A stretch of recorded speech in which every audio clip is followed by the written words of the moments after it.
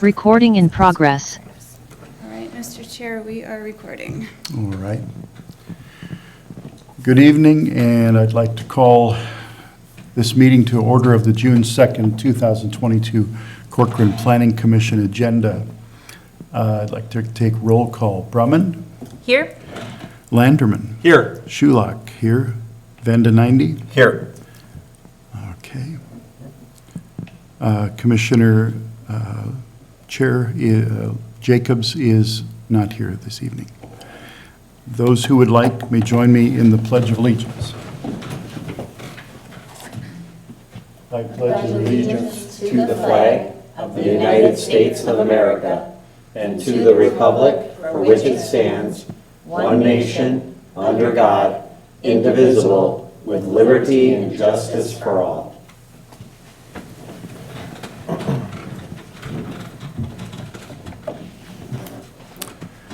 The first item on the agenda is to approve the agenda for this evening. Are there any commissioners who would like to amend any parts of the agenda? Otherwise, I will entertain a motion to approve the agenda for this evening. I'll make that motion. I'll second. All in favor, say aye. Aye. Nay. Approval of the agenda is passed.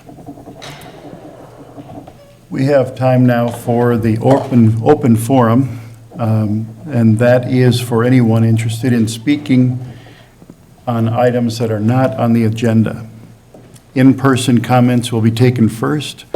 Speakers can fill out a card prior to the meeting or tell Natalie your name and your address. And Natalie will now walk through the process for participating via Zoom. So for our Zoom participants, if you are interested in speaking as part of the public forum, please utilize the raise your hand function under the reactions tab at the bottom of your screen. If you're joining us by computer, if you're joining us by phone, you can raise your hand by, I believe it's *9. Mr. Chair, at this time, I don't see anyone raising their hand online, and I believe, or I know, our attendance member here is for our public hearing item tonight. Okay. Want to give another 10 or 15 seconds on the, or Still no hand. still nothing? Okay. All right. So let's close the open forum and move on to the minutes from the May 5th meeting. Are there any questions or comments on the meeting from last month?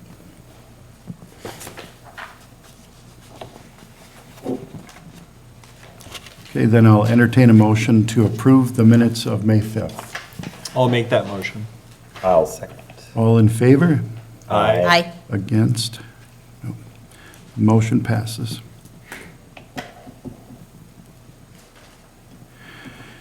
New business. This is the public comment opportunity on the Ditzer variance. That's where we're going to first.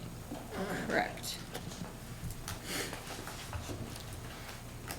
Members of the public online, if you'd like to comment on the first item, which is a variance request for an accessory structure within a side yard setback, please utilize the raise your hand function now. And Mr. Chair, there are no hands raised at this time. Okay. Would you like to present the staff report? Sure, I'd be happy to. So our first item, as I said, is a variance request for Benjamin Ditzer. He was in front of the commission last month for a conditional use permit for his accessory garage he would like. And as part of that application, he needs to bring his yard into compliance, but there is a existing structure within the side yard setback and a drainage utility easement. Next slide. This is the site, 9320 Cherry Lane. Next slide. And this is the structure in question. The applicant states that he uses it for gardening. He does, if you go to the next slide, you can see he has raised planters to the west of the structure, and he uses it to wash vegetables primarily. The canopy structure is 1.8 feet away from the northwest property line, where a 20-foot setback is required.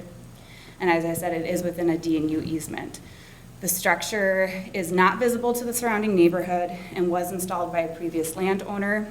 In the staff report, I provide the applicant's narrative as to how he feels this meets the variance standards, primarily stressing that the physical characteristics of the property, including wetlands to the south and a steep grade to the east of the driveway, would make it difficult to place the canopy structure in those areas, and elsewhere on the site would make the canopy functionality, it would hinder the functionality of the canopy as a gardening structure.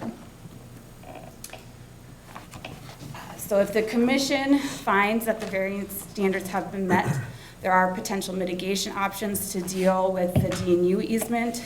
The property owner would need to enter into a formal encroachment agreement that specifically states the city can remove the structure if needed to access the easement with no reimbursement to the landowner. An alternative option for the commission to consider is to allow the canopy structure within the setback, but still require that it be relocated outside of the easement. So recommendation, staff applies a strict interpretation of the variance standards. So we recommend denial of granting the variance as provided in the draft resolution, Resolution A. However, if the commission finds the variance standards have been met, then they will want to make a motion to recommend approval of Resolution B. As that resolution is currently written, they would need to enter into an encroachment agreement to keep the structure within the D&U. However, we can easily change that to relocate the structure and/or attach additional conditions to mitigate the impact of the variance. And that's what I have for you. Thank you.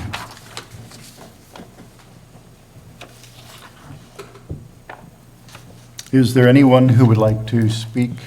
Are you here for this one? Okay, all right. Is there anyone online who would like to speak? No, no one's raising their hand. All right. Is there any discussion among the commission? Do we need to close the public discussion, or can we just start our discussion? Correct, commissioners. This is not a public hearing item. Variances by themselves are not public hearings. Okay. So you can go right into commission discussion. Okay. I can start. Okay. I agree with staff that the variance requirement has not been met. While I think that gardening certainly is a reasonable use, I do not see how the functionality of the structure would be impacted significantly if it were relocated. Is it just that it is inconvenient and that the owner would have to walk a little further? Or because it provides shade? I see that one of the potential relocation sites by Wetland Basin 1 may be considered too wet, but again, couldn't that be fixed with grading? I do not see that the applicant has really expounded on the reason why functionality would be diminished. And on this record, it seems to me that relocation is possible, but that grading would be required. I think then that the hardship would be financial only, and that does not pass the variance test and is unreasonable. Now, if my colleagues are inclined to approve the variance, then I absolutely think that if anything needs to be done within the D and U easement, this needs to be at the landowner's expense and follow staff's and the city engineer's recommendation. Now, on an aside, I want to say thank you to Natalie. I really like how this staff report analyzed the application from all angles and provided options to this commission. I thought that it was well-reasoned and provided thorough coverage of the issues. Thank you. Thank you. May I ask, Natalie a question. If I am recollecting correctly, if a variance in this case was to be approved, then the variance remains with the property. Is that correct? In perpetuity, yes. Okay. Yeah, I was just curious, the drainage, the DNU easements, is that common? Is that, what is, how, I know it says drainage and utility. What does that mean? So it is common. Every property has drainage and utility easements once they're platted. That's basically a city's ability to go in there and utility companies to access that to install utilities as well as deal with drainage concerns. Oh, So you usually see them along the lot lines, but you also see them covering wetlands. So okay. Yeah, I was curious I was looking at the map, and it almost looks like there's a little road around on the backside of the building. I mean, I see that it's no, like, I can see what they were saying, like, the other property is like way over there. I assume that's this person's property way over there, and it's like wetlands and forest next to it. Do we ever, like, consider talking with I think when my neighbor was requesting a variance, I got some kind of letter. Is that because it was encroaching on it was too close to my property line? Is that something that happened here? not for this variance, because it's not a public hearing. So there's a notification requirement for public hearings. You may have gotten a notification because it was part of a different application overall that had a public hearing component. Oh, okay. But they did all receive notification of the conditional use permit request. But yeah, they wouldn't have received the variance notice. Yeah, because I'm just curious, I know it's a variance, but do we consider if the neighbor's like, I get though it's on a DNU, so that's a different maybe, but does it matter if the neighbor was like, oh, I don't care where it's at? You see where I'm saying? Technically, their house is over commissioners, it there. doesn't really matter, but if that weighs in your decision, that's up to you. That certainly is something that people have stated in the past. Well, if it doesn't bother the neighbors, why does it concern us? But technically, that's not in our code. Understood. Legally, yeah, I get it, yeah. I'm just looking at it, it's in a very weird spot, that it's like a wetland between them and then forest, and then the neighbor's yard, and it's, it's a huge property. Plus, it looks like a road going behind it, and I don't know, is the applicant on by that? No, the applicant is not with us tonight. I'm not certain, looking from my aerial view, I'm not here, let me see here. Well, I don't know, it's not a road, but it looks like a Pathway. path or something almost behind it, like, is that being, I'm not quite. yeah, you can't quite see it in that one, but it looks like maybe, I don't know if they're. Yeah. But that would already be not their yard, but Yeah. maybe they kind of are, I'm just wondering if they're already sort of just using it. Yeah. Because how it's located, it's so far away from the other, like the property way over there, like there's woods and then a wetland, and then it's the property line, like, I just wonder if it's, you know what I mean? It's a Like, very unusually shaped lot, and sometimes when you have these weird bends, it's difficult for property owners to identify what's theirs and what's their neighbor's, especially if they didn't hire a surveyor and they've been Yeah. using that area without any issues. So it's not uncommon to see something like that. The part of his argument is that it is not visible to any of his neighbors, or from the right of way. So kind of going to your aspect of, does it bother the neighbors? I'm just thinking more common, I know legally, I'm just Right. more like, okay, Well, and one of looking at the this. variance standards is the character of the neighborhood. Yeah, So I yeah. think you would tie it back to that, like it doesn't impact the character. But it certainly doesn't meet the other standards, but I'm just, common sense, I don't know if common sense is the right word, but if it's like, I don't know, we have a lot of rules that I was thinking about this more and more, like, we are the people of a town, and we've basically created enormous amounts of rules, government, to put restrictions on people for reasons that we've all agreed to over time. It's just very interesting to me how that happens, I guess, and for things like this where it's a bit, I don't know. My opinion is it just seems like it's not a big deal, but it isn't legal. I mean, it doesn't follow the variance code, so I'm in a bit of a quandary with this one. May I ask one follow-up question to the variance remaining with the property? If at what point would that expire? Like in a replating or something like that, then clearly the variance goes away? Or does it just always remain because it had been approved once at a period in time? Commissioner Berman, with a replating, it would be a new lot, so I believe That that would might be an trigger. exception to the rule. But as long as this lot remains the same, it would. And then I stand corrected, we did send out variance notices within 350 feet of the property. So I apologize, that Oh, was okay. my misunderstanding. And to just be clear, if we were to approve draft resolution 2022A, that he would still be able to move forward with his garage as long as he moved the structure. You move the structure to be compliant, correct? Yep. A question that I had is on the second map, well, it's on both maps that were included. And there are 3 dashed lines going from the southwest to the northeast on this property. And Is it on this part or is it a bigger zoom? it's, yeah, that'll work. Okay. So right now, it shows that it's 1.8 feet from the middle of the 3 dashed line. But it shows that there's a dashed line going right through the canopy. What is that a buffer of some kind? That is the D&U easement line. So he's not out of compliance having his canopy straddle that middle dotted line, but he's not allowed to have the canopy that close to the middle dotted line, which is the actual property line. So the property line is that dark bold black line that Okay. Kendra has the mouse on right now.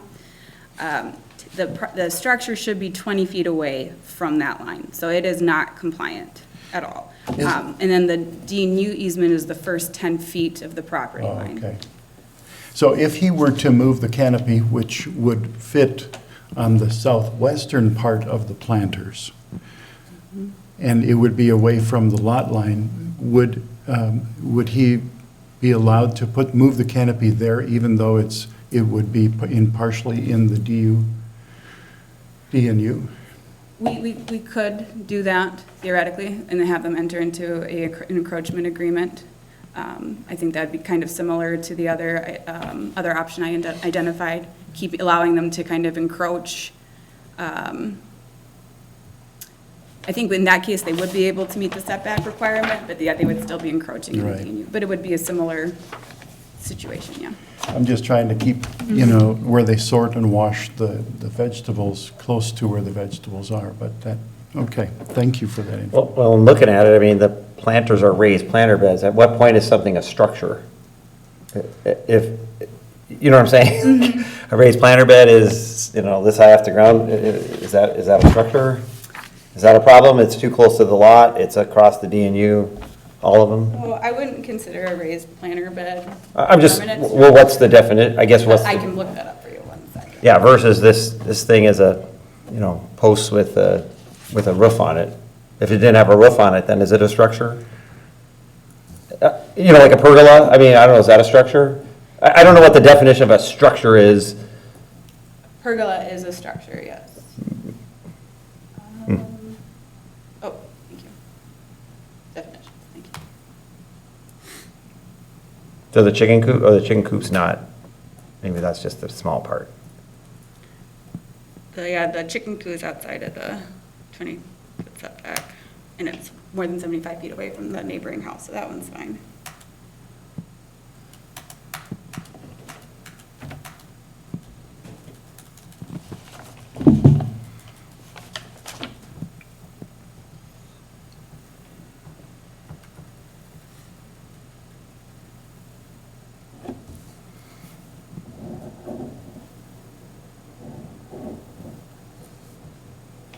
Anything which is built, constructed, or erected on the ground or attached to the ground or on-site utilities.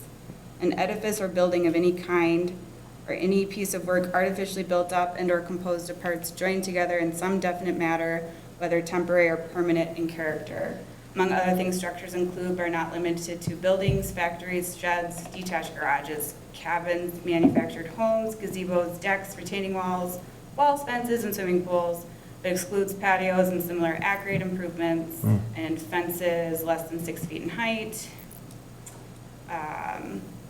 which do not have the potential to obstruct flood flow. So, I mean. So a raised garden bed could be a fence, Yeah, 6, it's it's short. I guess that's tricky. We would probably need the encroachment agreement to also address those planters that are in the DNU easement. But if those were all little fences, then that'd be fine, as long as they're not 6 feet in height. Well, because there's a DNU easement, they would still need some kind of zoning review for a fence within the DNU. Okay, I think I'm making it worse, so I'm gonna back off, I was just curious, so yes, because, yeah, that would be more like a gazebo, I guess, that's currently there, that structure is kind of a gazebo. Yeah. Okay, any other comments? The last thing I just want to discuss, and it came up previously, and we did not have the opportunity to discuss it, is this a hardship caused by a previous landowner? And that is something where the terminology is just landowner. And Lanterman, Commissioner, you had brought up, does that apply to landowners for all times? Or what is ultimately kind of exploring the definition of that? So in this case, could the applicant have an argument for a hardship having been created by a previous or prior landowner? And I guess I would like you guys to weigh in on that thought. Well, I had the same question, and it's my understanding, and Natalie, if you can correct me, that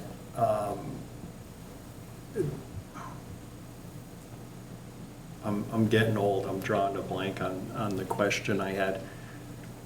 I had a question about whether or not this was built with the permission of the city in the past. And I believe your response was, at that time, or, the city didn't need to give permission for that. So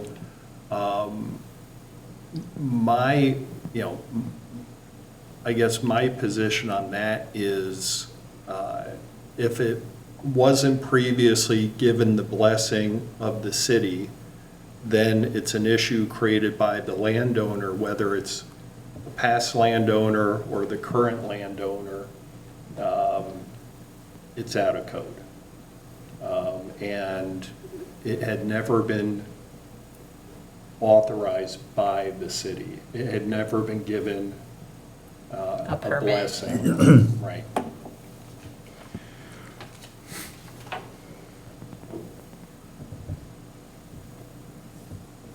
And if I could just comment, because I think you raise an excellent point. I agree with you. I think that our code is a mess. And I think 700 pages for a city our size is confusing and onerous. With that said, I do think that it's important for us to remember that the law should not be applied indiscriminately. The law should be applied uniformly to all applications. And I think once we start, as we've seen with previous councils and commissions, when we start kind of, well, it's in violation of the code, but what's it, who's it really hurting? And I think when we start skirting the law, it adds to uncertainty. When we have city code, everyone knows what the rules are. And when we start giving variances to our code, it breeds uncertainty and frustration, in my opinion. So I agree with you, but I also think it's important to apply the code as it's currently written. So question that I think maybe I'm able to make sure I got it. So is the variance, because you mentioned the encroachment agreement, is that related to a variance, or is the variance for the DNU, or is the variance for how close it is to the lot line? So the variance, Commissioners, the variance is for how close it is to the lot line. The DNU easement we can handle with an encroachment agreement, but as a condition of granting the variance to encroach into the setback, that's what staff is recommending to mitigate the impact. So with the lot line, again, that seems like it's the concern of the neighbor that we're trying to protect them. And I guess in my head, if they're like, well, of course, that's more like interim then. It's like, while that neighbor's okay with it, it can be there, but if they sell and the next neighbor says, I don't want it there, then you would have, but which isn't a variance, then it's kind of a conditional variance, which we don't Yeah. have. No. You know what I'm saying? Like, if a neighbor's like, hey, I'm okay with it, then then to me, it's like, well, okay, they're okay. I don't need to enforce something that the neighbor's already said. We're protecting them with this, I think, we're saying is, we're protecting them with this variance, or with our regulations, keeping it 20 feet off. But if that neighbor's like, I'm okay with it, then wouldn't that be, I guess I think I would have to approve it. I'd want to approve it, then be like, who am I to say, I'm not protecting you, you've already said it's okay. Does that make sense? Yes, Commissioners, one of the variance standards is, regardless of the neighborhood character, it's whether or not the variance is in harmony with the intent and purposes of the ordinance. So if we're looking at this specific ordinance, which is meant to protect, light, air, and flow of neighboring properties in their view, and they feel they're not impacted by any of that, then you could make the argument that that standard is satisfied. Yeah, that's, I guess, what I'm thinking. It's just, if we're really trying to protect all the other things we mentioned in this case, those are all fine. It's really just, it is too close to the property line. That's against code. So, but if that neighbor who it's their property line are like, I'm okay with it, but unfortunately, there's no way to stop it from the next neighbor. If the next person buys the property, is like, what the heck is this structure so close here? We don't have a way of handling that, right? No, because No. we agree. I see. Once you do it, it's done. And Yeah. that is the challenge with the variance. Yep. That's what I keep running up Yeah. against when considering whether or not to approve them. Yeah. Yeah, that's too bad. All right. Okay. Any other discussion? Otherwise, we could call for a motion on one of the recommendations. I'll make a motion to deny. So motion tonight would be to motion recommend approval of 2022A. Oh, well said. Okay. That's what I meant. So we have a motion on draft resolution 2022A, which would deny the variance request for the Ditzer garage. All in favor of, You need a second. We need a second. oh, okay. I'll second that motion. All in favor? Aye. Opposed? Okay. Draft resolution 2022A passes. So, by the way, would there be something we could do to create some type of conditional variances? Is that a thing? Well, you know based on this, what we're saying, instead of plot lines triggering it, if it was an agreement, if it was something like this, like these properties are kind of weird, right? I mean, this isn't like being in town where you got a lot of neighbors that care. These are different. And like where I live, it's just different. I mean, I have one neighbor, I have one neighbor on each side and then nobody, so. I think, Commissioner, what you are looking for is an interim use permit for setbacks of accessory It structures. probably is something like an interim use permit. I mean, Which would I have, don't know if we can do that, but that, that would but essentially. you get this, you get the gist of like, how could we have accomplished that if the neighbor's like, I'm totally fine with it. I am, I personally am, if I'm that neighbor, I'm okay with it, but if I sell the house, they gotta make their own decision. initially, it would have needed to be done when the structure, prior to the structure being built, in order for it to have had any sort of, That would have still been a Arguably. variance though, right? I mean, well, there's no other option. So basically, if we really wanted to address this, we would need to change the setbacks or grant a variance. Those are the two options. Setbacks overall, but versus just. Yes, unfortunately, Yeah. and I don't know if, I don't think staff would be open to it. No, we wouldn't want to do that. No, we wouldn't want to do, not to 2 feet, I mean, Yeah. that's, I mean, I would have, no, not, not for But I most certainly properties. appreciate the struggle. I struggle writing these reports because I can see both sides of it. But it's crazy we don't have a mechanism to allow it, I guess, I mean, if I got all my neighbors to agree to something, if I wasn't, and they're like, yeah, I'm okay with that. Yeah. Temporarily, but it's only, it might not last if it gets, Yeah, it just seems odd. yeah. Think of a way to make that happen. Yeah. I'm on it. We could rewrite the code. Just shorten it. I'll have a long session. Okay, agenda item 6B, public hearing cease interim use permit for an accessory dwelling unit. Thank you. I'm going to the next slide. So this request, it was submitted by Jan Cease, Laura Cease, and Luke Redberg to request approval of an interim use permit, IUP, for an accessory dwelling unit, ADU. I'm going to use those acronyms a lot. As an addition to their existing single-family home. Just a little background for you, Laura and Luke are husband and wife, and then Jan is Laura's mother. So they are hoping to have a mother-in-law suite of 678 square feet with a bedroom, living room, kitchen, bathroom, and a small attached deck attached to the north side of the attached garage for their home. The existing 4-bedroom home would then be remodeled into a 3-bedroom home with a large walk-in closet, turning one of the bedrooms into a large closet. So this is the property, right where Horseshoe Trail turns into Trail Lane and on the corner of Valley View Road. And this is the submitted site plan.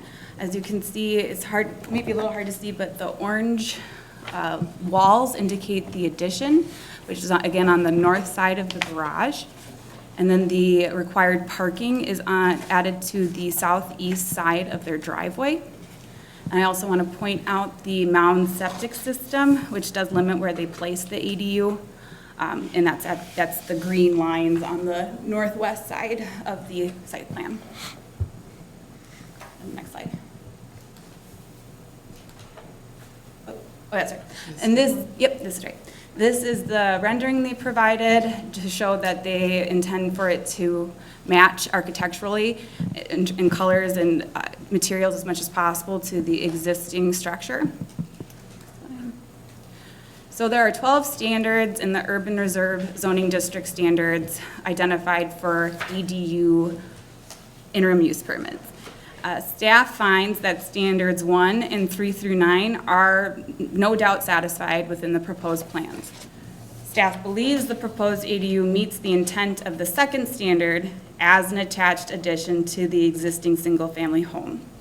Unfortunately, the verbiage is a little convoluted. I've provided it here. An accessory dwelling unit shall be located in an existing single-family home or above an attached or detached garage that is accessory to a single-family detached home. Me and the city attorney went back and forth on this for probably about a half hour.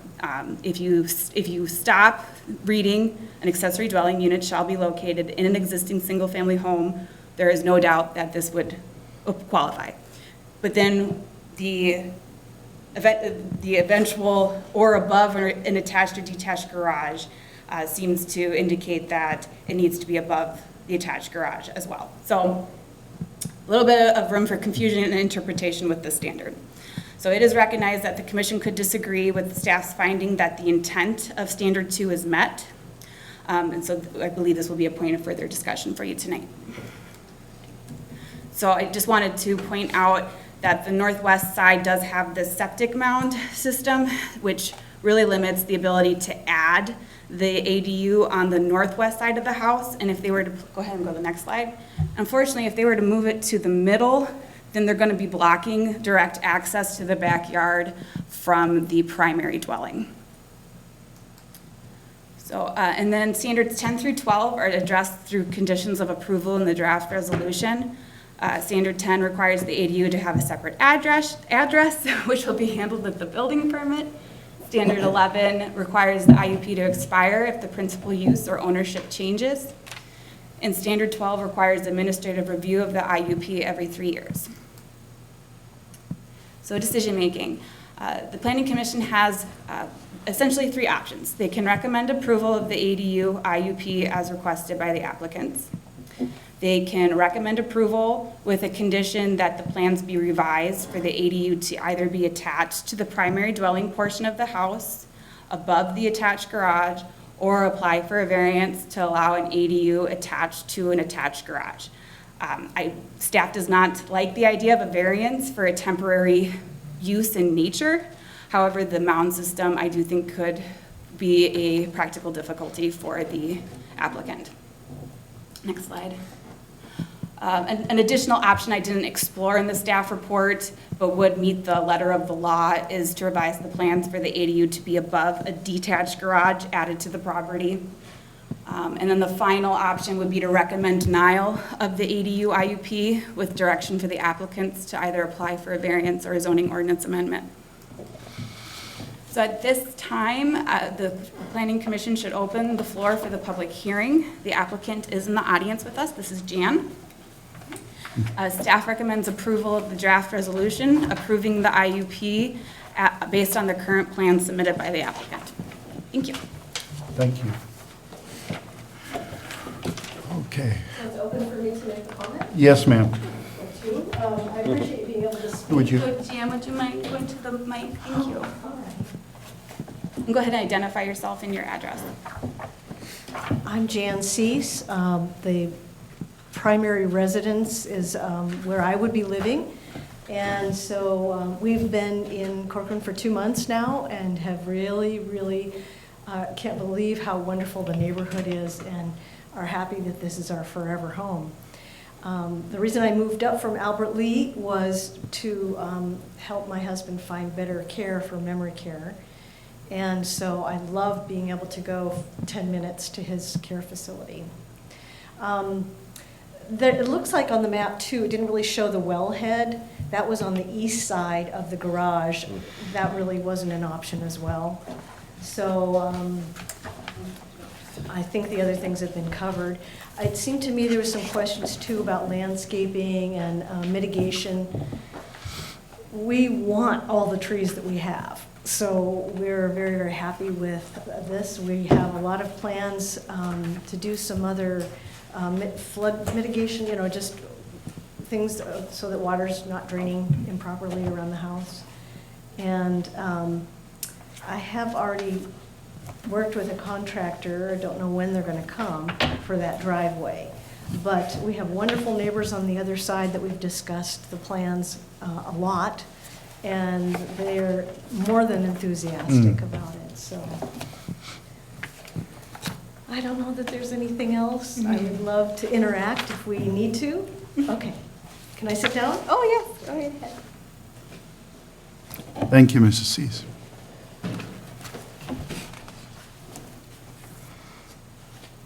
Is there anyone online that would like to? Members of the public online, if you would like to participate in the public hearing, please utilize the raise your hand function via the reactions menu. And at this time, Mr. Chair, no one is raising their hand.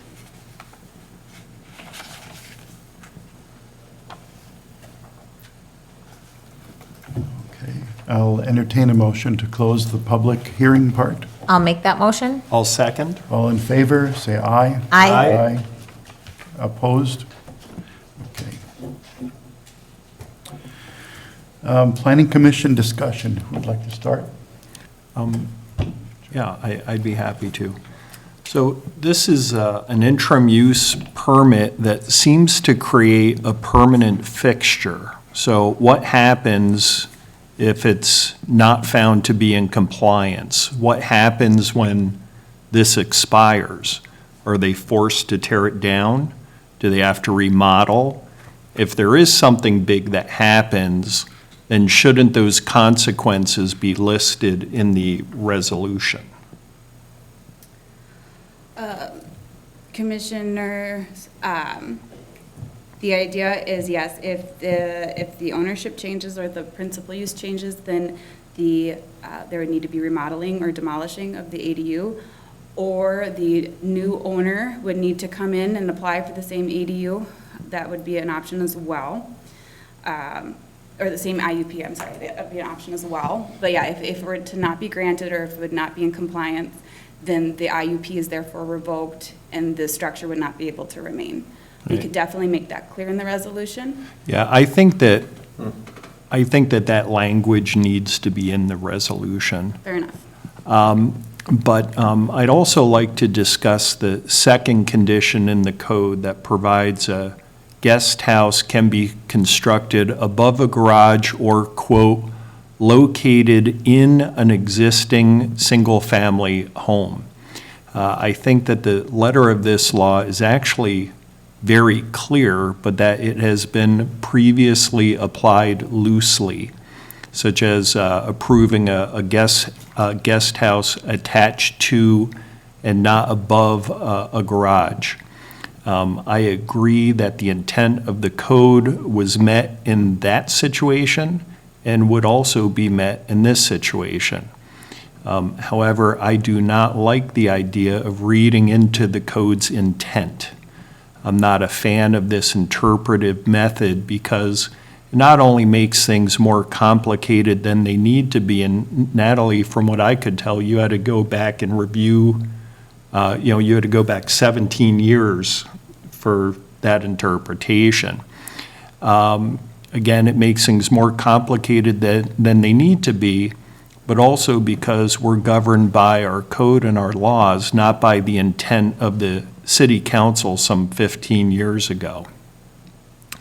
So ultimately, I would vote to approve this application, but I would also ask that that second standard be revisited and rewritten to reflect what the current standard actually is.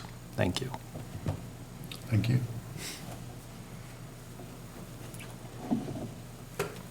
May I speak, Chair? Yes. I agree that the intent of the ordinance has been met. I love the law as well, and I know that you know it so much more than I do, but I beg to differ that we could ever write it so specifically that we wouldn't have to consider intent at any point in time. So I would vote as well that we could maybe the specificity of stating it's above a garage, when in this case, it's like going to be on the rear side of the garage.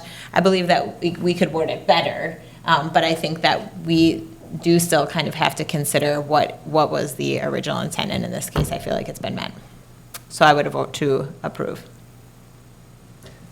Yeah, and I had a question. What's the difference between doing an addition to your house and an ADU? Is it a kitchen? I mean, So an ADU is separate, so it doesn't share an internal hallway, basically, is how I've seen it interpreted in other cities. So it's separate from the primary structure. You can't walk, basically, in this situation, they can go through the attached garage, but they can't go from the primary dwelling to the ADU without stepping into either a medium structure, interim structure in the middle, or stepping outside. So that's that's the difference. It's a separate contained unit.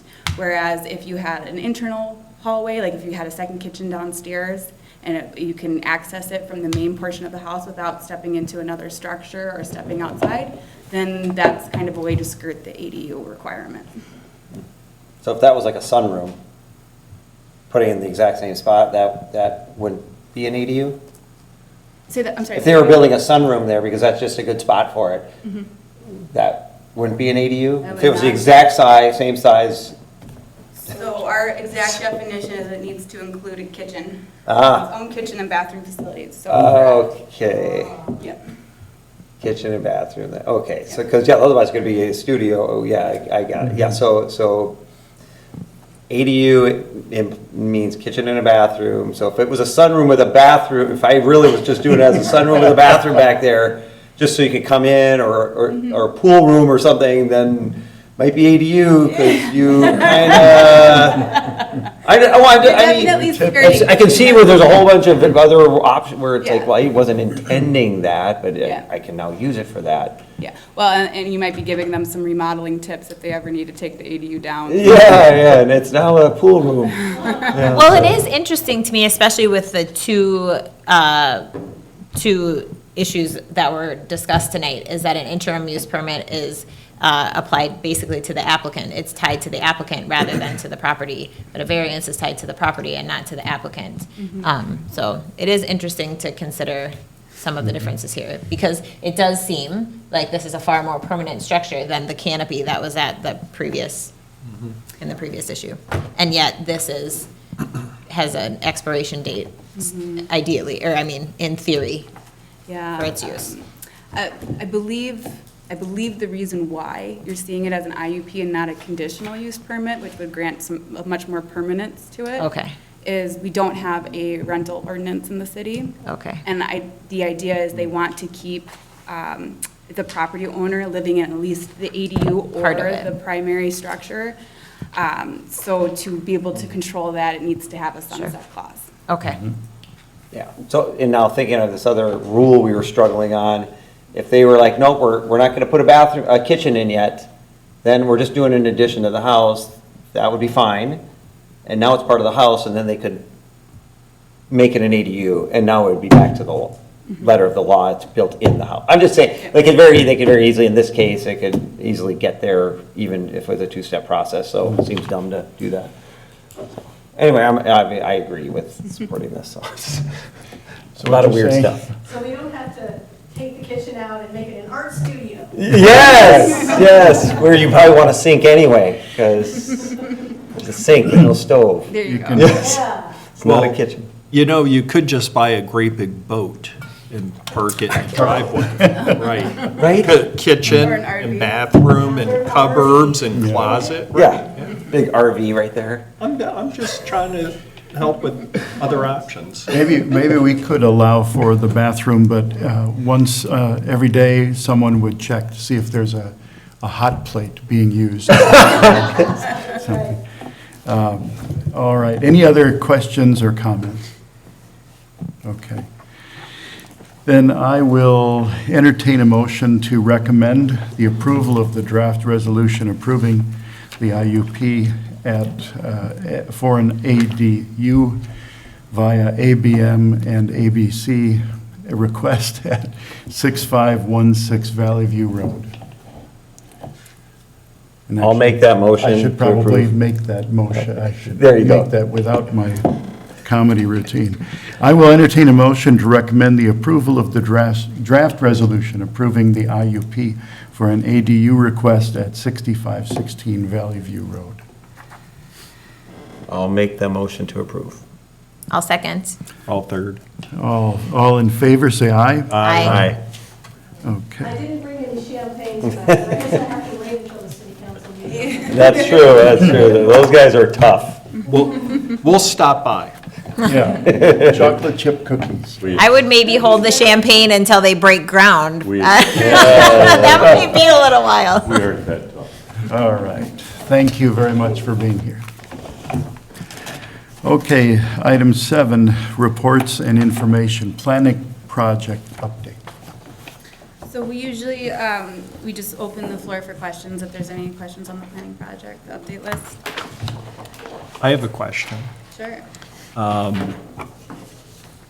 Surprisingly, I've not had an opportunity to review the video of the last city council meeting. Can you tell me what happened? I don't know if I direct this to you or Councilman Behrenkamp. What happened with the Pulte project? I'm told that, It was requested by the applicant to take all of the information that was taken that night. They were taking it back, and it will be coming back to us in 2 weeks or at next meeting. Yeah. okay, all right, so it's not coming back to us, it's coming No, back to it'll city come to council? us. Yep. Okay, what was the reason given? The conversation that the council had, and it was hang on tight because we were here till 12:30. Past 12:30, that's when you went into closed session. That's true, that's true. Corinne was here. I forgot, it's been a long day already. The conversation, while the concept plan came in front of the council back in November, and we approved the single family and the townhome plan and thoughts, And a lot of that, and that's what I tried to say to you guys, was based off of keeping all of the screening that was there, related to previous comments from the neighborhood of Ravinia. Didn't want to see, didn't want to do. Jeremy Nichols, Councilmember Nichols, requested a reduction in units, if at all possible. Commissioner Schultz, or excuse me, Councilmember Schultz requested to remove the parking in front of the townhomes on the road that goes north-south. I don't have the information in front of me. And that's when the applicant asked for a few minutes to talk with the owners and came back and requested the extension, but wanted to come back within, or by the next meeting, which was 2 weeks, a week from tonight. Okay, So- thank you. Your guys' comments about density, those kind of things, the neighborhood spoke, many people spoke about keeping it residential, single-family homes and those kind of things. I know the comments from the applicant to turn it into that, and with all of the constraints and everything that would happen, it would come in around 1.8 to 1.9 units per acre. And right now, our current guidance is somewhere between 3 and 5 units per acre. So they were just trying to make all of the numbers work, those kind of things. Us as a council, I think we're trying to possibly come up with a way to lower density in residential, but increase density someplace else, maybe in exchange, to get to where a lot of us want to go, and that's larger yards. I mean, that's, I think, listening to you guys and such, the townhome addition to a lot of these things is getting a little frustrating for all of us, and obviously neighbors when they expected it to be R1, which is single-family homes. So tremendous discussion in your guys' meeting, more than that at our meeting, and I think the council is listening, working with everybody, again, to sit down and say, no, it needs to be all single-family homes. We would have a tremendous repercussion from all the people that want to leave the setbacks and all of those things and the trees and such. We got to find a common ground, but the applicant said they wanted to go back, come back to us in 2 weeks after listening to public and our comments as a council. All right. Hope that answered. You sure did. Thank you. I appreciate that. It was a crazy night. And I will watch the video, not all of it, or maybe at like triple speed. you're gonna go at least until, I think, 8:15 when we started talking about it, and it ended about 10:55 was the discussion and everything. It was a long conversation, and Corinne was there the whole while, so. Well, sometimes things just aren't meant to be. I hope we don't have confusing things like that keep coming to us. It's making this a difficult thing to do for all of us, so. I agree. We're all residents. You guys are volunteers. We, on the council, are there for a reason too, and we want to build what's right for our city and those kind of things with staff recommendation and everybody that's helping us try to make this continue to be a great place to live, so. Yeah, thank you. You bet. It was brought up at a recent meeting about the water pooling on County Road 10.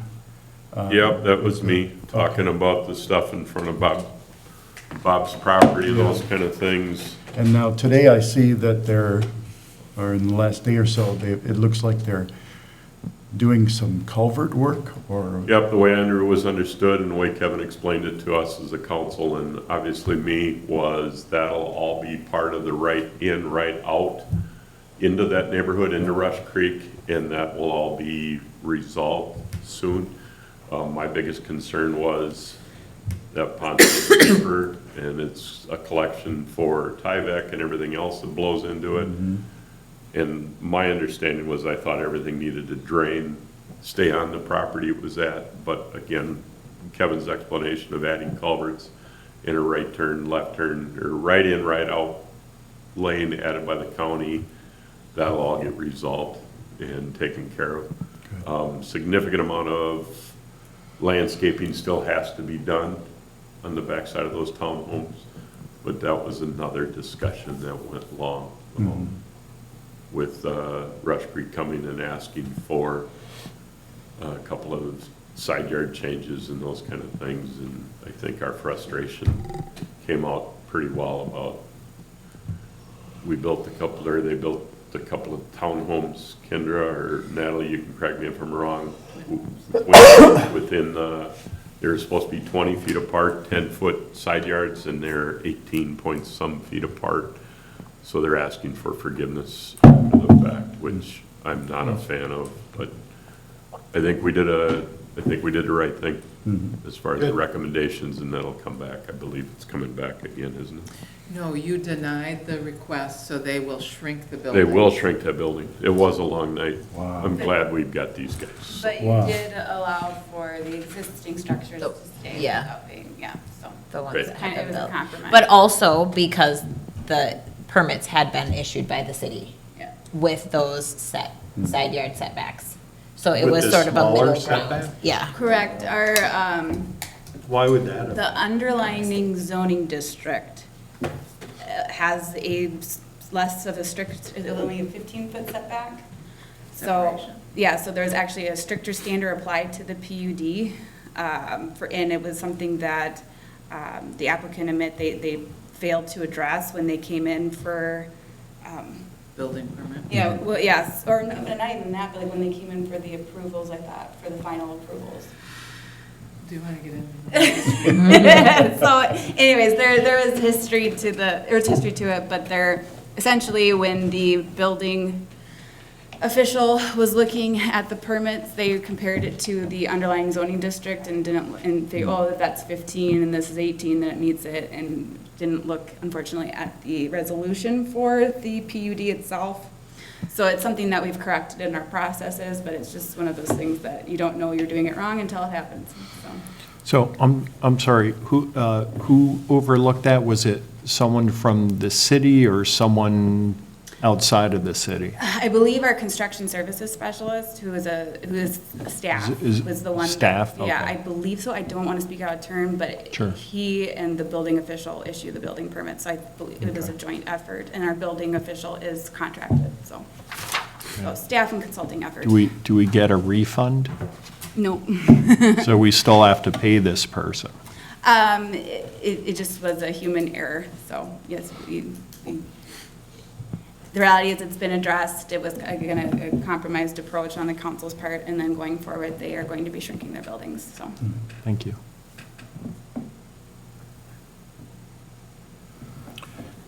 Also, I went, went out to get the mail this morning, and I saw white flags coming down County Road 10, and it said proposed telecom route or something.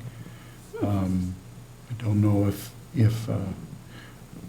we at the end of County Road 10, well, not at the end, but we just figured that whoever came down with internet or whatever would stop at the reserve, because there's only, a few of us down further, so.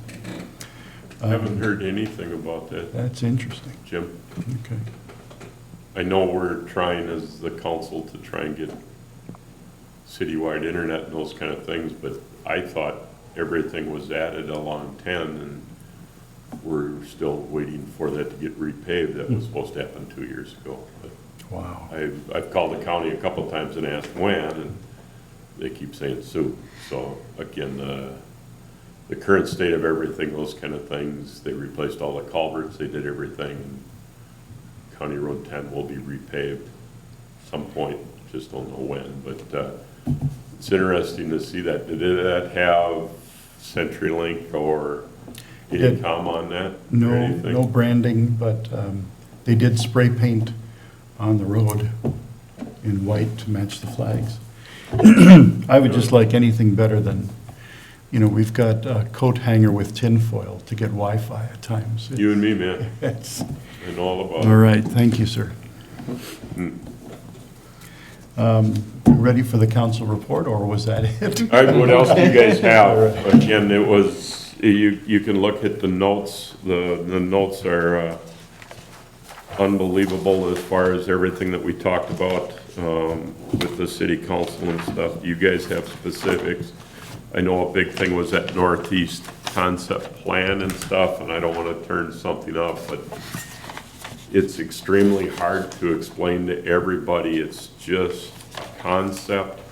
Probably the biggest thing, and that went, the only person at the meeting actually stayed, and it was the last thing we talked about before we went into the closed session was. No, it was like this, there was still the water supply and the issue Almost- about the almost hackable, or yeah, the- towards the end. But there was the ghost plot of these roads and those kind of things. It was hard to explain. I've been through it over in Maple Grove. 74th was a general ghost plot, and it changed over the 20 years of that ghost plot. But I think a lot of things up there are just gonna be driven on the development that goes on, and the roads are gonna end up in places. But as the lady said tonight, she moved in up there off of 101, just north of the church, and it's her forever home.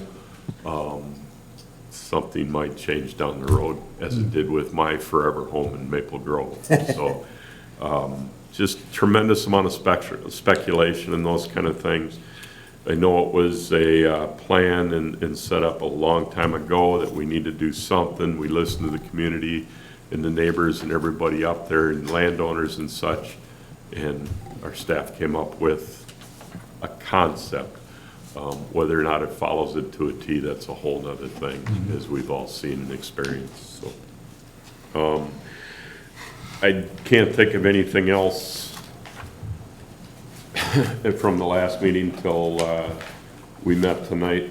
Let me go back and see if there's anything else there that, listening to everybody here and everything that was going on.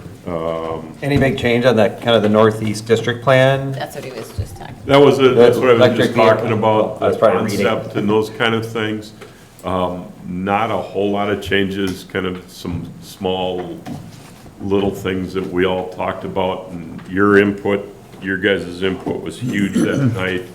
I think Chair Jacobs talked a lot about all these different plantings and those kind of things. His mindset about just plant some grass and mow it and make it look good is less complicated. I think the biggest thing that, I don't remember what we recommended as far as on electric vehicles, but the business owners and stuff, I think we said leave it up to them and don't put it in our No. plan. Go ahead, Natalie, No, thank you. it's Again, I'm glad you're here. So we moved that part. So that part was a requirement for everyone when it went to council. And then working with council, by the end of the meeting, we had moved it so that, if you recall, we had landscaping options where the developers needed to meet 2, I think, out of the 6 that we Oh, had. yeah.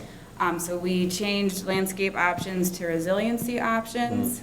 And then we moved that to one of the resiliency options for developers to use to be able to comply with that section. And then we increased the amount, since now there's 7 options, we increased it from 2 to 3.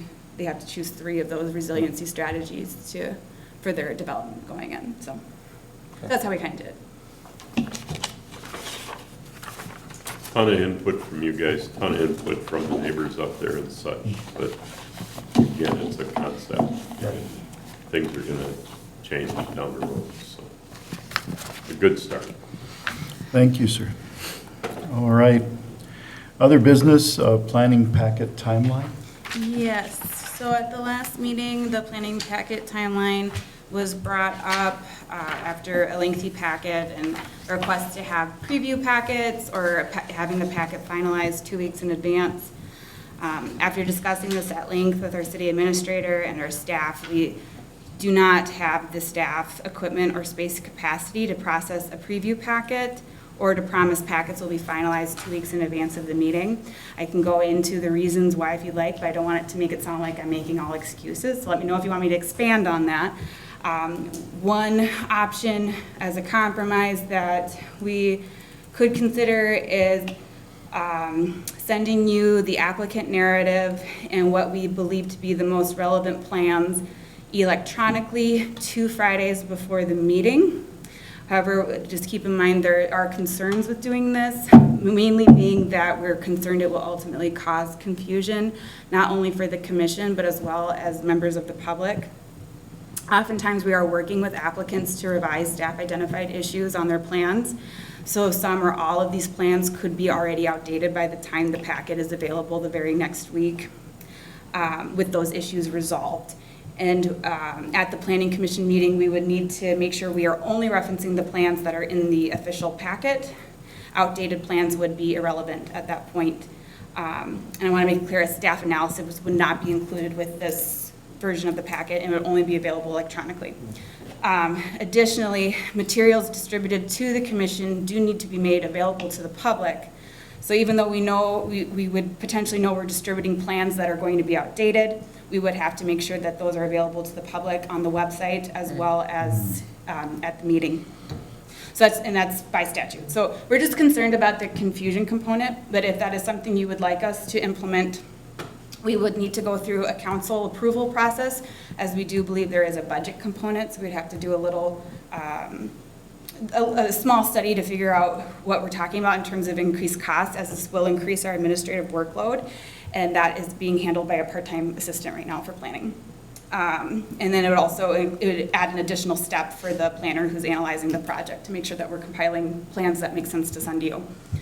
And no city is known to do this, but again, if it's something you want to, so we don't really have like a city to refer to, but again, if it's something you want to do, we would prepare a proposal for council and have them approve whether this happens or not.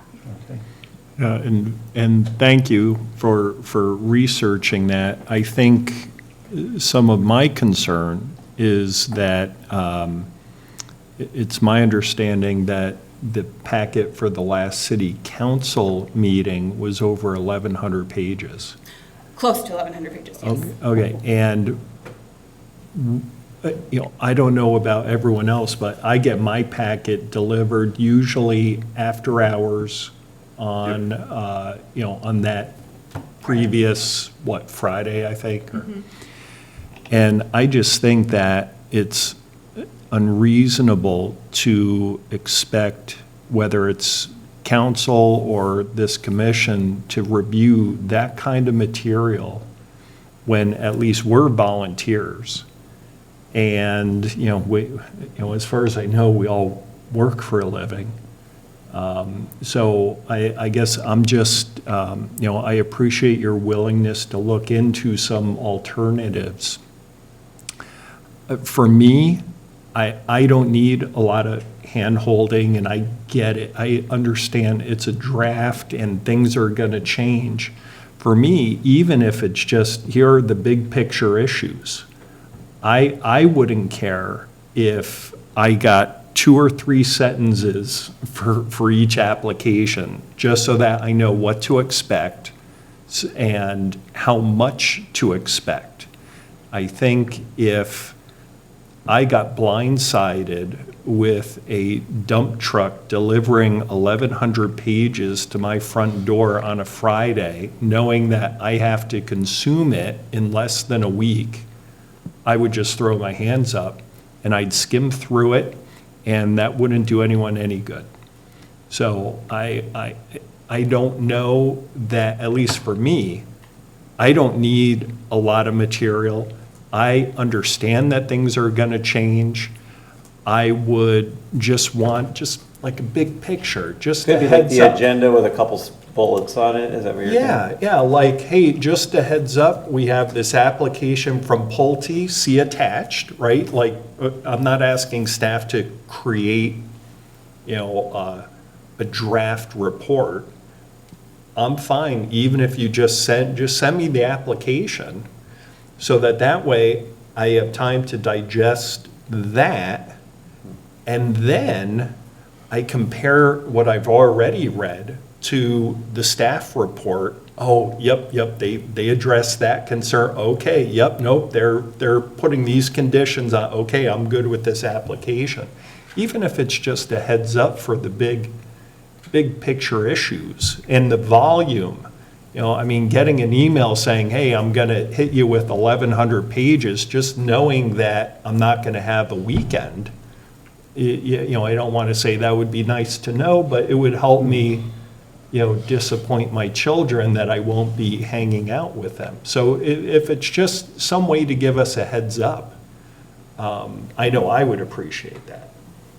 Yeah, and do some of the items get finalized like on Tuesday? Or is it really like We it's are all coming together on Thursday-ish? We are working, I am sometimes up till 4 in the morning Thursday night getting it done for Friday morning packet distribution. It is. Our That's too workload, much. our workload is quite intense right I now. see. We So have- it's all like on Monday I've completed this one and Tuesday I I mean, got, sometimes if I have a Sometimes. really light week, but it has not been that way for several months, so. yeah. We'll get emails up to 10 minutes before the council meeting on the subject and such, so. And again, that large packet, it was 6.5 hours, pages through that maybe, for me. And if I could just kind of dovetail on this, and I know that I brought this up before, I read the packets. I assume everyone else reads the packets. And I can't help but think that, you know, keeping a group here until, 11, 12 o'clock, I think that's too long. And I guess I would ask if you could look into, is there some reason why staff has to give reports or read them to us? And if a member of the public needs it read to them, maybe they could come here at 5 o'clock and you can read it to them. But my read of accessibility, it's not required to read everything. And I think, you can get home to your family earlier. I can get home to my family earlier. If there's some agreeance, have we all read this? Yes. Okay, you can skip your presentation, public, it's your turn. I mean, is there some statutory requirement to read me something that I've already read? So Commissioner Landerman, I agree there's probably no statutory requirement, not that I can tell. It's been a policy that, and it's, most cities do a staff presentation with the idea being not everybody has access to the internet, not everybody in the public read the report, especially as the Planning Commission, you are hosting the public hearing, that is your function. So it's a way to address some of the questions and concerns before the public have a chance to take the floor, especially if they've come in not knowing very much about it, they just received a public hearing notice. Tonight, obviously, it was a night where we didn't really have very much interest in the items, but that is why we do it. And speaking with the city administrator, that's why she would like us to continue having staff reports. What I can do on my end is make sure they're as short and concise as possible and keep them less than 10 minutes. Yeah, and that's great. I guess one other option is if we have members of the public, or, I'll assume anyone on Zoom could just download the PDF. But if we have members of the public in person who don't have access to the internet, maybe before you give the report, maybe just ask, do you want me to read this? Is there anyone here who hasn't read this that would like me to read it to you? Or maybe if we have 5 items, some people are only here for one of the items, so the other 4 we wouldn't have to, Right. because they don't even care. I'm just going to chime in with, I think it is beneficial. It can be concise, but I think it is beneficial. I was sitting in the back, and I know we got talked to at the council meeting, but I was sitting between 3 residents who showed up really interested in what was going on, not for a particular issue, but they were all hard of hearing. And that was just a component that was difficult about this room as well, and making sure folks are leaning into their microphones. But it is helpful to have the visual of the report, and then the opportunity that one person is speaking about the issue. So I think that there is a benefit, if there's a way that we can do it, obviously with regard, I think we all really value our time, but I do think that it's important to present the issue to be inclusive. Yeah, no, I agree with you, but maybe we can solicit from the attendees, is there anyone here that would like us to read this? Just reading it for the sake of reading it, I think, kind of is a waste of time. But if there are people that haven't reviewed it and would like to have had, an opportunity to hear it, then I'm all for it. I'm just saying, unless there's a reason to read it, why commit that time? Well, because what if they want, but they don't know, because they're just here to participate in the process of coming to see what is the issue. Well, I don't know if I want to hear the issue because the issue hasn't been presented. And I think it's not reading the entire staff report. I know I'm pushing back a little here, and tonight's our opportunity to end early, but I feel like they're not reading through the entire report. We get something significantly more detailed than what is presented to the public. Yes, there is a responsibility on behalf of people who want to participate in this kind of, in our government, to have a responsibility to read, but it isn't something that everyone is able to set aside the time for. So I feel like it's important to continue. And if we have a heavy night, then maybe like we did the other night, where it was like Yeah. there were a few that we were able to skim over more, then we didn't have to read or, have the full. I mean, it's an interesting point. You're right. If somebody is here just like, well, I just wanted to come and be a part of this, and then we don't do it at all, it'd be like, oh, shoot, what are they talking about? And it kind of removes an interesting. opportunity to participate, and that's, I feel like, what we want people to do. And if all of a sudden we're saying, well, you have to chime in, or you have to know if you want to participate, I don't know. Well, there's probably an opportunity to make it more concise, because sometimes it is sort of like, and then over there is this, but potentially it could be more concise, I think. Well, and commissioners, tonight, I tried to make it very concise. I tried not to You add did. anything that was unnecessary, and instead of listing each IUP standard, I tried to group the ones, based on how we dealt with them. And I do know that we have, with us tonight on Zoom, we do have one, I like to call her our diehard fan, and I don't know whether or not she appreciates the presentations, but she is someone that participates online regularly, and I don't think she would do that if she thought it was a complete waste of time, so. Okay. Well, you did say concise tonight. You were very concise, and I think that sometimes we can be a little more concise here. So I guess maybe what I would suggest as a guideline, it's my understanding the public has, generally speaking, not hard and fast, has 5 minutes. Maybe we take 10 or 15 at the most, and then at that point, I'll ring a buzzer and we'll rein our favorite member in. Mr. Chair, Catherine Drevis is raising her hand. I'm hopeful that our sound is going to work. Otherwise, I have my phone on staff. Would you like to hear from her? She is our diehard fan. Oh, yeah, she's Sure. diehard. Yes, please. Yeah, I'd like Go to. ahead and unmute and speak. I'm going to test you out. Can you Yeah. try talking? I'm here. Can you, Okay, is it yeah. working? I apologize, Catherine. Can you give my cell phone a call at 763? Hold on just a sec.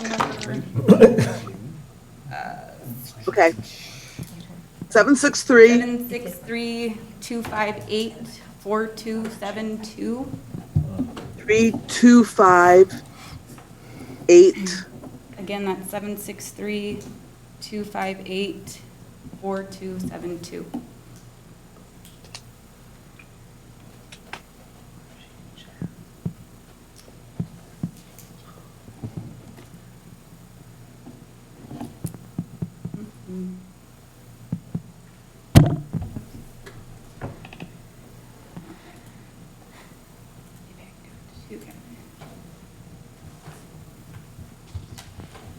Yeah, I thought this was fixed.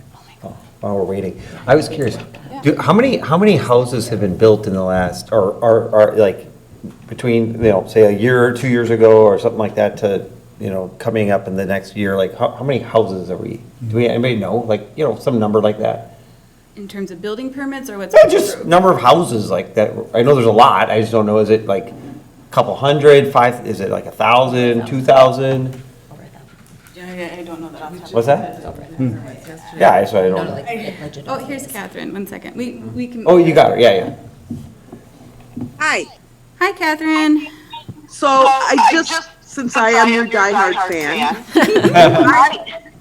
what I think would be really good is just a summary of that staff report.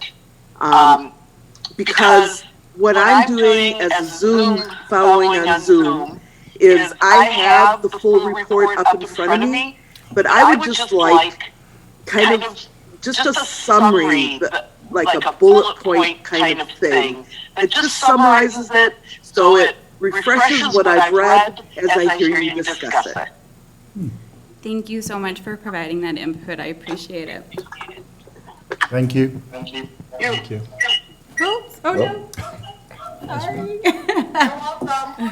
Thank you. Oops. Sorry about that, Catherine. There was some feedback. Okay, so I think that would be the compromise, is we'll do our best to keep it under 10 and forewarn you if it's longer than that, for whatever reason, and make sure it's justified for something that long. It'd have to be a pretty big project. I think we can keep it under 10 minutes. Awesome. Great. So where did we land on so we want to do a preview packet, so then if that's something we want to do as a commission, I would need to prepare a proposal with Jessica Bizey to go to council for that. Is that something we want to proceed with? Well, for me, I would like to do that. I don't know if it would take an awful lot of time. Really, I'm just looking for a few sentences, just a heads up, I have a PUD, here's the address, and then attach the application. But yeah, for me, it would be very helpful. So that could be done, you're saying, even as they start reviewing it at the beginning, like, hey, Yeah. we're starting to review this, here it is. Yeah. I don't want to say it's impossible, but it will take extra time out of, Sure. it's additional process and it's additional. I know I don't want it. I don't want that. No, I know I won't even look at it, I'm almost sure. You want to look at a preview packet? No, I'll be honest, I wouldn't do it. There is, if I may, Mr. Chair, the last few documents in the packet tonight talks about a number of things and applicants that are coming and such. So, I mean, almost getting it right now, it's just a matter of maybe add when we're expecting it to come in front of the council or the planning commission. You know what I'm saying? Because I read this, I read all of these things and I'm like, oh yeah, we talked about that. Oh yeah, planning commission has had a conversation. I mean, I don't scan, I read every blessed page, as you guys spend tremendous amount of time doing this and stuff. It's almost one of those things I'd like to say, we aren't gonna do any more than 4 items a meeting, but then we run into timelines and those kind of Statutory things, deadline. all these other things that are happening. I hope that in a few months that we're over a hump, but I'm guessing it's just gonna keep going, so. Well, again, for There's a lot to me, think about. if it's not a huge burden, and assuming city council is okay with, whatever, I wouldn't imagine it would be a significant amount of time. I would greatly appreciate it, only because I not only do I read everything, but I research everything. Yeah. And, I'm reviewing state statute, I'm reviewing our city code, and I need time to do that. And if I don't have time to do that, then I guess I just feel, what am I doing here? That's what I do. If I can add to that, Commissioner Lanterman, and such, as a planning commissioner, when I was there, we already have an attorney reviewing this stuff. We've already got staff reviewing this. We've got outside people reviewing this stuff, and they bring this to us, and what are your thoughts on this? You dig so blessed deep and stuff. While I recognize it and appreciate it, again, there's a point where us as council, you guys as commission do need to be able to rely on staff that they've researched that, they've done those things. You brought up many eye-opening things that were not quite as detailed as what you thought and stuff, but it was thought of, it was looked at. So I don't want to woe anybody up for their love and passion of this community and those kind of things, and dotting the i's and crossing the t's. You do that very well. Yeah. I might let some things go a little bit more, but it's just, we have a huge resource in all of our community members, all of you guys volunteering, and our staff, that there's some things that slip through the cracks. It's just how much is acceptable kind of deal. So Yeah. it's crazy. Well, thank you. I appreciate your kind comments. For me, I'm detail-oriented. Yeah. And A big thing for all of us, though, is if we've got concerns about the packet and such, call staff. They'll get back to you about your concerns and stuff. That might curb some of the time here. You might get some questions, or you should get some questions answered for your concerns and those kind of things. It's another way of doing it. But again, you only have from Friday night until Thursday to make those calls, and I think you all have said it, and I know I'm doing it. We all got jobs. While I appreciate mine, leaving here at 1:30 in the morning. 3:30 in the morning comes really quick for me to make it to work the next day. So, well, again, I would like to receive that preliminary information if that's possible. So if you wouldn't mind asking council. I would like a majority, if Drummond and Schulach are on board with it, then I'm happy to do so, but I do want a consensus from the commission before we prepare a proposal for council. May I ask a question? And that is, you were discussing, or stated earlier, that because it is presented to us, it does need to be made public. And so, and it doesn't need to be a specific example, but my concern is do we ever, in the works of coming up with all of these proposals for resolutions, are there ever ones that you pull off the table because a new information has been uncovered that you then wouldn't want someone to know had been a previous suggestion? Am I being clear? I'm sorry if I'm not. Okay. Yes, Commissioner Brumman, you're being very clear. So everything is technically public record. So that's not the concern. The concern is things that have already been addressed that could make someone very upset, is what's available online, is what's readily accessible when we may already be working behind the scenes to address that, and are anticipating plans to be available for the packet. Gotcha. So raising a concern where then you're getting a whole bunch of potentially red calls, flags, right? Yeah, and it's something that we're already working on, and so it's, there's this concern that'd be confusing for, just because then you're gonna have two sets of plans to look at. And it very well would be fine for you guys who are delving into this quite a bit, but I would be concerned about neighbors who are very involved in it, looking at this saying absolutely not, and we've already identified that as, no, that's not gonna happen. You're gonna have to revise that before it goes, so. But the application is public the second the city accepts it, right? Anyone can request the documents to be sent to them as part of a data request, yes. Could I request that? A part of a data request, yes. So I have to file a data practice request in order to get applications that this Every commission citizen is is treated the reviewing? same, and a data request would be needed for anything that's not readily accessible. So, Would Commissioner Behrenkamp need to file a data Yes. practice request even though he's on the city council? yes, for something, for everything in the file to be sent to him, yes, like, that's how we treat every citizen across the board.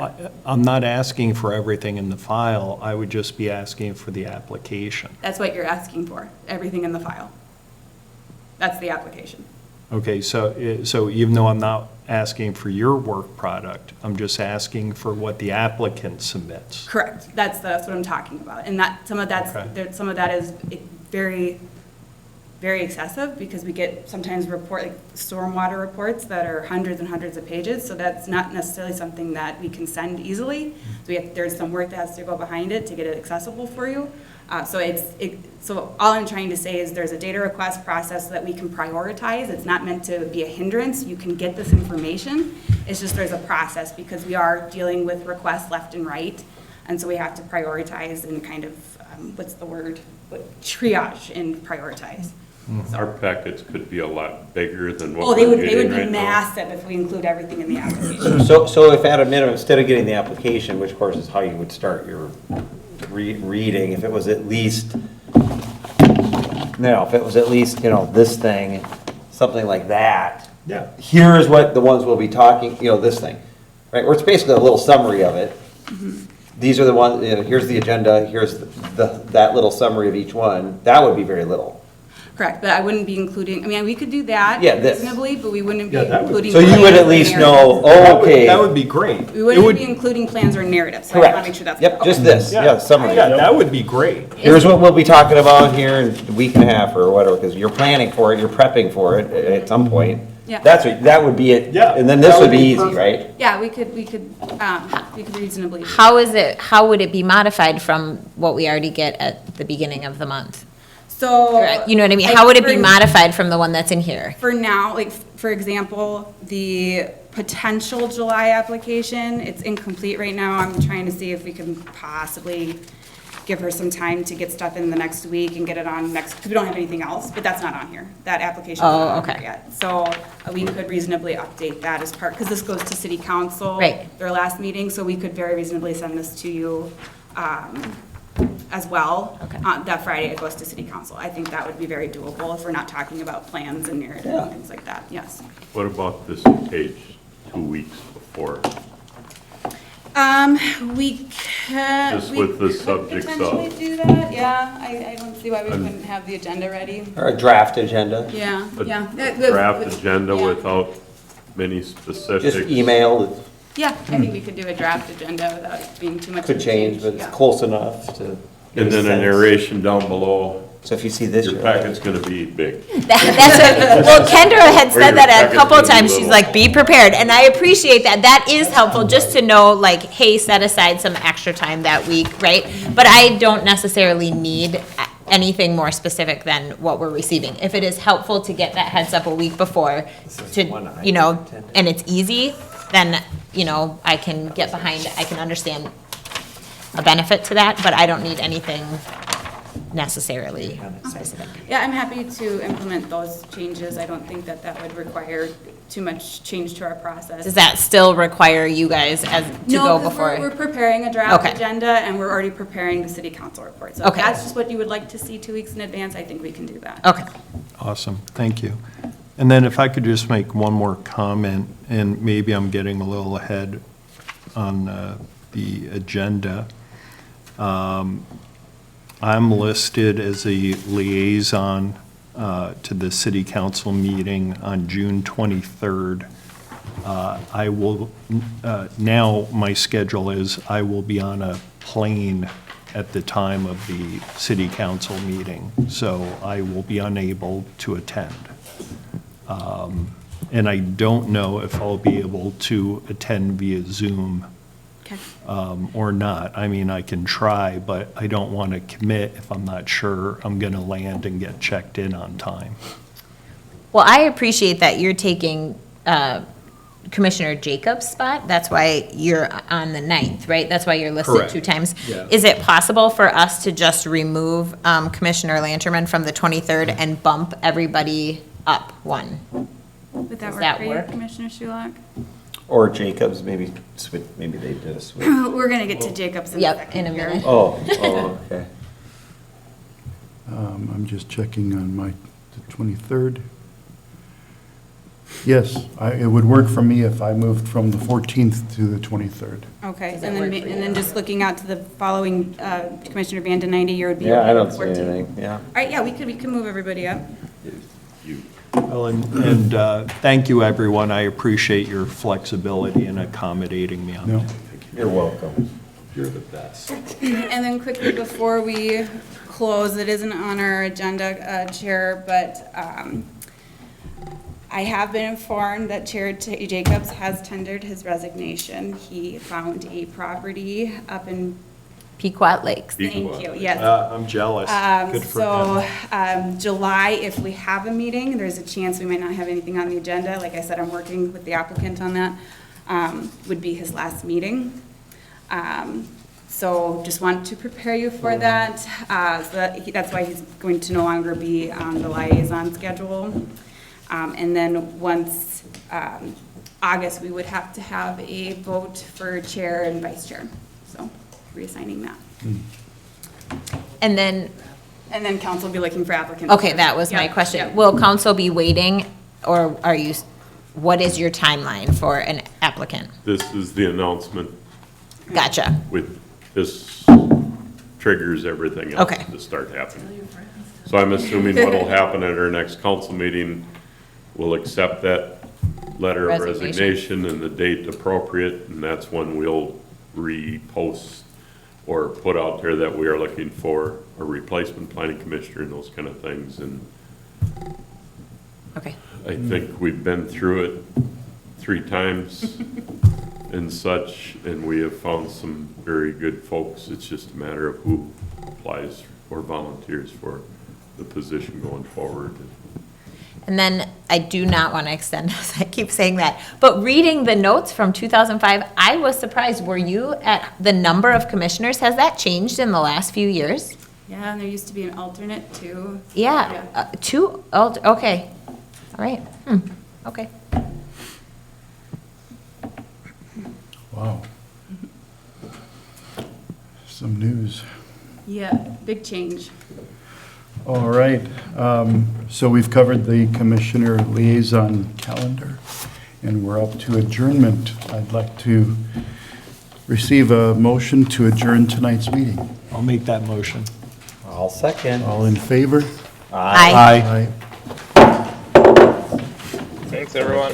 So this is what I was. I know, what are you gonna do? Your wife? Yeah, that's the one that I had. Recording stopped. And then, okay, and so I know that I mean, I know that I could have left, right? But I sat there because it is an opportunity to learn, and not just learn,